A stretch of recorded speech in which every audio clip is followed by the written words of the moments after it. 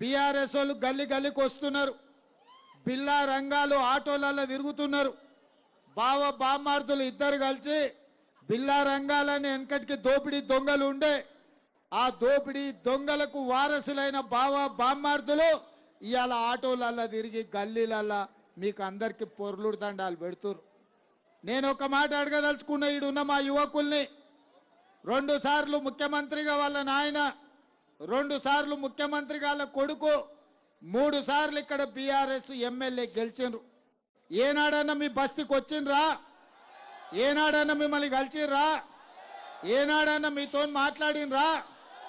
ఏనాడన్నా bench car దిగి auto ఎక్కినరా?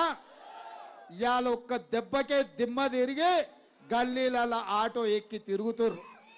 ఎన్నికలు అయిపోయే లోపల ఆటోలో తిరుగుడు కాదు, అంగిలాగు చించుకొని అమీర్పేట చౌరస్తలా మైత్రి వనం దగ్గర గంతులేయాల్సి వస్తుంది. ఇవాళ ఈ ప్రాంతాన్ని మోసం చేసి ఈ ప్రాంత ప్రజలకు అన్యాయం చేస్తే మొన్న వచ్చిన వర్షంలా అంబేద్కర్ నగర్లో మునిగిపోయిన ఇండ్లోళ్ళు మిమ్మల్ని వంగబెట్టి మెత్తగా గుద్దుతారని నేను చెప్పదలుచుకున్నా.